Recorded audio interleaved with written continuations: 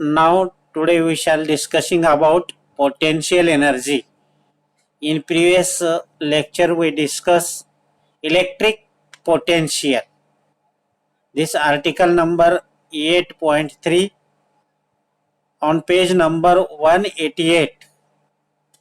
We determine electric potential here du, that is increases potential energy. Then the next part, second part, in case we discussing expression for potential energy on the page 189.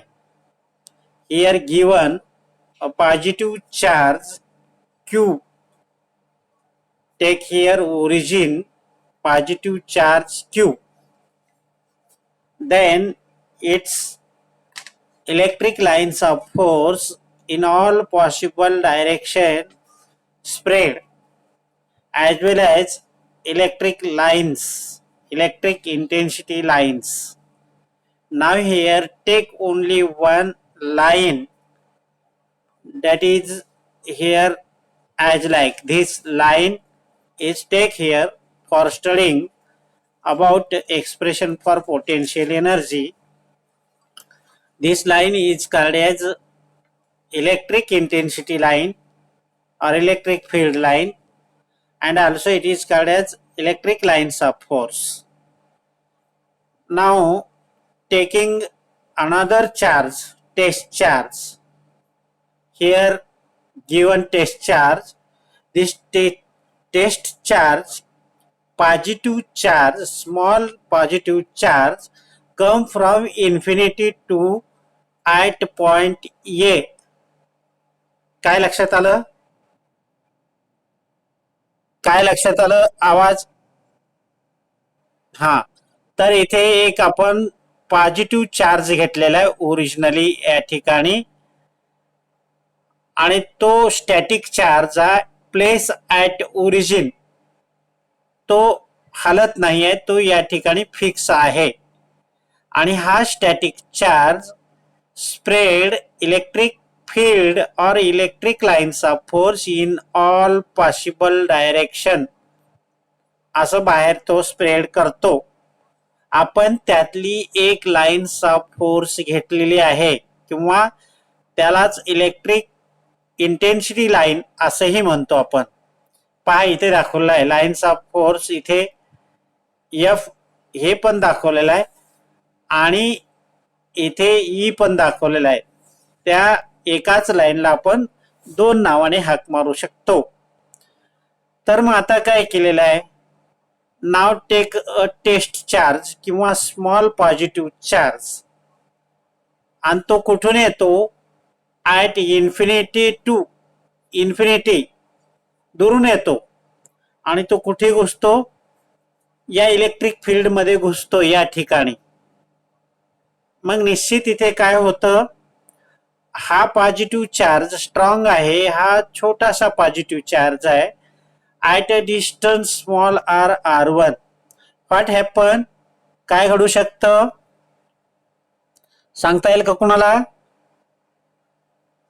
तर या ठिकाणी repulsion force, इथे repulsion force होऊ शकतो. मग repulsion force मध्ये कोण कुणाला रिपल्शन करेल,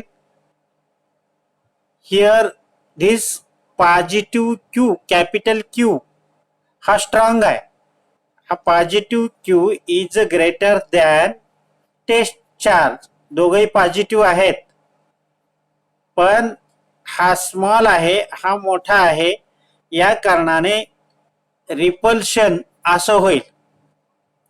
म्हणजे हा लाईन्स ऑफ फोर्सच्या डायरेक्शनने तो रिपल्शन होईल. पण म्हणल्यानंतर काय, काहीतरी वेगळी बाब असते.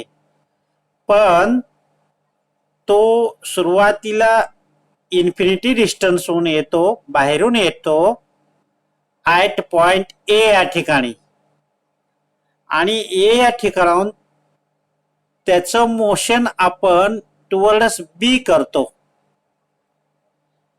म्हणजे बी कुठे आहे, at a distance r2, R2 इतक्या डिस्टन्सवर बी पॉइंट आहे आणि सद्यस्थितीला हा टेस्ट चार्ज कुठे आहे, ए या ठिकाणी आहे.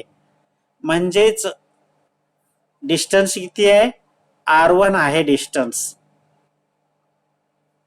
तर मग आता आपण काय करायचं आहे, this test charge move towards B in a small displacement dr. बघा, हा test charge against the force काम करतोय, इलेक्ट्रोस्टॅटिक फोर्स मूव्ह होतोय, त्याच्या उलट मूव्ह होतोय. इलेक्ट्रोस्टॅटिक्सच्या अगेन्स्ट मध्ये हा टेस्ट चार्ज मूव्ह करतोय आपण इन स्मॉल डिस्प्लेसमेंट dr. बघा, कन्सेप्ट लक्षात येतो का? या ठिकाणी हा पॉझिटिव्ह आहे, हा पॉझिटिव्ह आहे. इथे रिपल्शन इलेक्ट्रोस्टॅटिक फोर्स तयार होतो. या ठिकाणी रिपल्शन इलेक्ट्रोस्टॅटिक फोर्स तयार होतो. पण आपण या टेस्ट चार्जला पॉझिटिव्ह क्यू कडे नेतो initially in small displacement dr.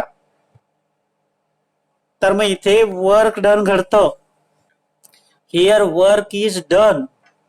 Work done कधी घडतं, जेव्हा एखादी बॉडी डिस्प्लेस होते, जागा सोडते त्यावेळेस. म्हणून ही बॉडी या ठिकाणची हे चार्ज इथे पोहोचलेला आहे, या ठिकाणी पोहोचलेला आहे. कुठे, इथे ॲट डिस्प्लेस स्मॉल dr. म्हणून या ठिकाणी काय होतं,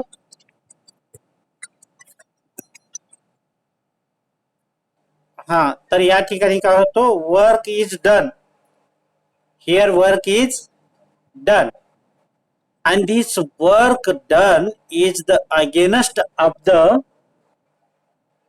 electrostatic repulsion force. कळलं? आता इथे काय दिले पहा, where positive q be the main fixed strong charge at position O. O या ठिकाणी त्याला फिक्स केलेला आहे.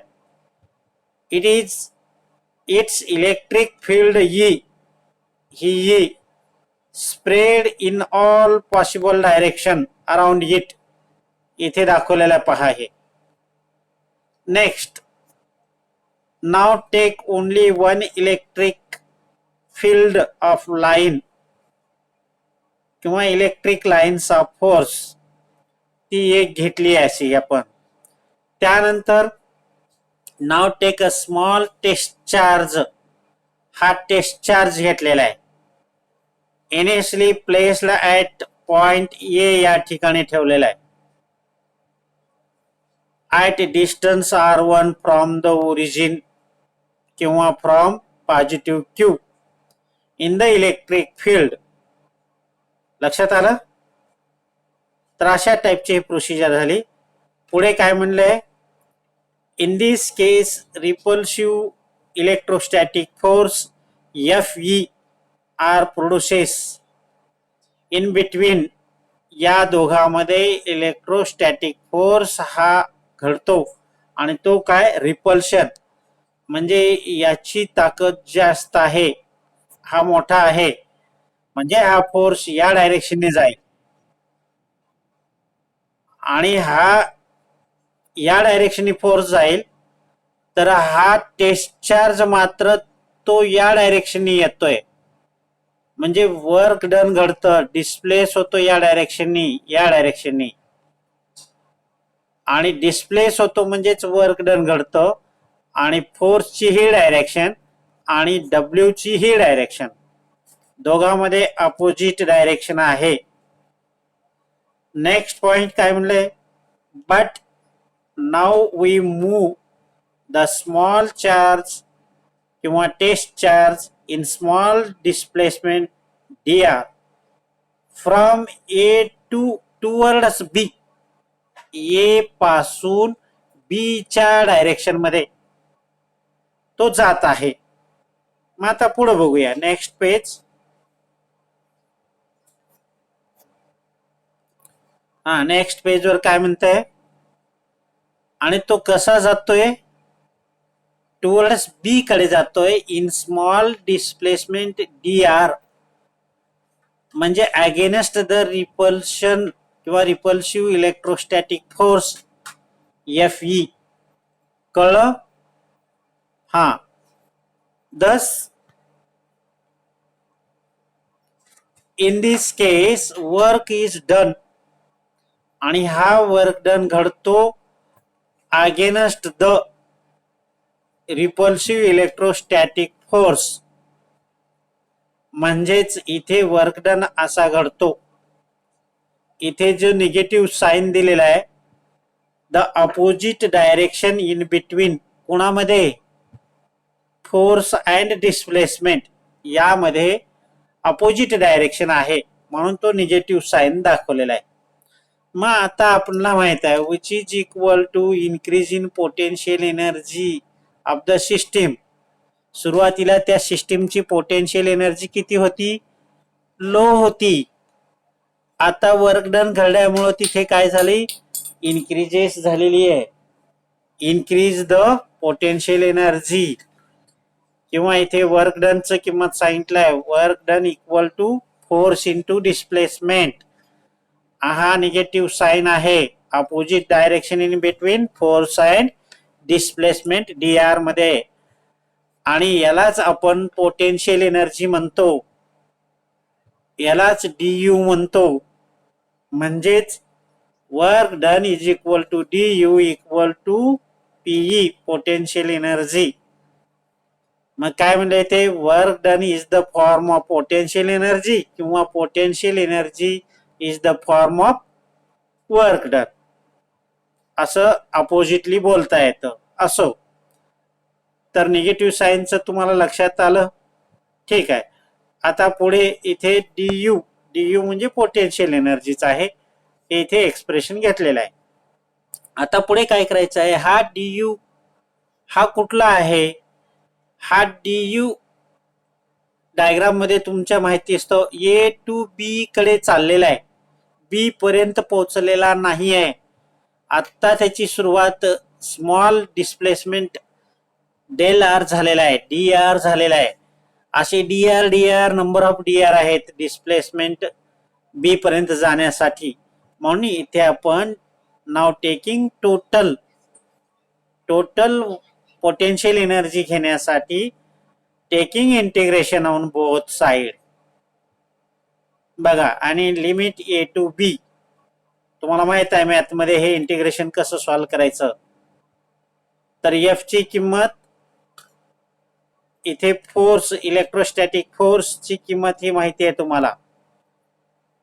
F equal to electrostatic force 11वीत पण शिकलं, इथे पण शिकलं. तर 1/4 epsilon naught Q naught divide by R square into हा डिस्प्लेसमेंट हा. तर या ठिकाणी कॉन्स्टंट किमती बाहेर घेतल्या, सर्वच्या सर्व कॉन्स्टंट किमती बाहेर घेऊया ह्या. मग integration depending upon the value of R, आरच्या व्हॅल्यूवर डिपेंडिंग आहे हे आपल्याला माहिती आहे. तर इथे दिले पहा, इथे कॉन्स्टंट किमती आणि मायनस बाहेर घेतलं, इंटिग्रेशन ओनली ऑफ दिस, आणि लिमिट R1 टू R2. म्हणजे आपण कुठून येतोय? ए पासून बी पर्यंत जातोय. ए पर्यंतचं डिस्टन्स R1 आहे, डायग्राम मध्ये पहा, तुमच्याकडे नोट्स आहेत. आणि बी या ठिकाणचं अंतर किती आहे? R2 आहे. मग ते अप्पर लिमिट लोअर लिमिट हे तुम्ही सोडवलेलं आहे. त्याच पद्धतीने इथे आपण इंटिग्रेशन सॉल्व्ह करतोय using this formula. Integration x dx it can be write as increasing power 1, that is 1 plus 1, that is 2, and divide also 2. तर तसंच इथे सोडवलेलं आहे, ही किंमत तशी अशीच सोडवलेली आहे युजिंग धिस फॉर्म्युला. इथे मायनस पॉवर आहे म्हणून मायनस पॉवर मध्ये एक ऍड केला आणि तोच डिवाइड बाय केलेला आहे, तर काय होईल? 2 मायनस प्लस 1 मायनस 1 होईल. तर पुढच्या पेजवर पहा. Here given du equal to, इथे दाखवले पहा. In this case solve this as like -1 power आलेला आहे आणि भागिले काय आले? -1. तर पुढे असं लिहू शकतो, ही स्टेप अशी लिहू शकतो आणि त्यानंतर हे मायनस आणि या ठिकाणचा मायनस मायनस मायनस प्लस केलेला इथे, आणि मग आता या ठिकाणला या लिमिट ठेवायचं आहे. सुरुवातीला अप्पर लिमिट नंतर लोअर लिमिट, त्या दोघांमध्ये मायनस चिन्ह घ्यायचं आहे. इथे घेतलेलं आहे पहा. त्यानंतर काय केलं? रिअरेंजिंग केलेलं आहे. ही किंमत वेगळी काढलेली आहे आणि ही किंमत वेगळी, ही किंमत वेगळी काढलेली आहे. काही फरक नाही आहे. हे पोटेन्शियल एनर्जी आहे. दिस du म्हणजेच काय? चेंज इन पोटेन्शियल एनर्जी, आणि it is depends upon end of point. A आणि बी या दोन पॉइंट वर डिपेंडिंग आहे. Change in potential energy is depending upon the ending point, that means capital A and capital B, but does not depends. हे काय? Does not depends actual path taken by charge, only depends upon ending point. असो काही का असेना, but here potential energy is work done. म्हणजे del U is equal to WAB. AB काय? एवढ्या जागेमध्ये वर्क डन झालेला आहे. So it can be write as, असंही लिहू शकतो. देन टेकिंग सम केसेस घेऊया. पहिली केस काय सांगितलंय? If Q1 Q2 separated at distance R. समजा हे दोन्ही Q1 Q2 R डिस्टन्सवर सेपरेटेड असतील तर तो जनरल इक्वेशन आपण असं लिहू शकतो, माहिती आहे आपल्याला. त्यानंतर युनिटच्या बाबतीत discussion. SI unit of the potential energy, कुठल्याही एनर्जीचं SI युनिट जूल आहे. आणि इथे थोडंसं सांगितलंय जूलच्या संदर्भात. काय सांगितलंय? It is the energy stored in moving a charge of 1 coulomb through a potential difference of 1 volt. असो, म्हणजे अनदर SI युनिट काय असेल? इलेक्ट्रॉन व्होल्ट आहे. कोणाचं? पोटेन्शियल एनर्जीचं. असो, माहिती असू द्या. त्यानंतर इथे काय म्हणलंय? The change in kinetic energy of an electron while crossing 2 point, म्हणजे AB वगैरे, maintained at potential difference of 1 volt वगैरे वगैरे. तर 1 व्होल्टची किंमत काय आहे? 1 व्होल्टची किंमत इथे किती आहे?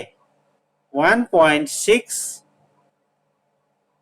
10⁻⁻19 जूल 1 इलेक्ट्रॉन व्होल्टची किंमत. आणखीन वेगळ्या पद्धतीने दाखवता येते.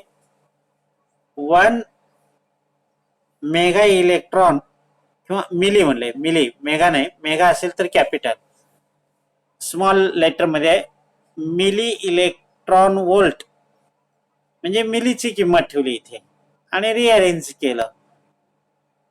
तसंच किलो जर म्हणलं तर, किलो म्हणलं तर प्लस होईल.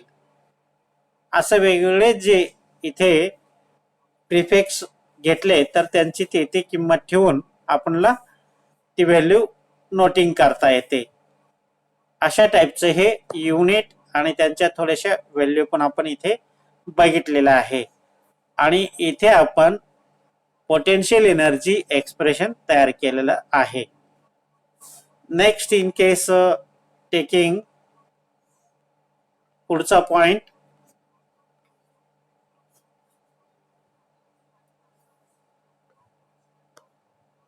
Next point concept of potential. हे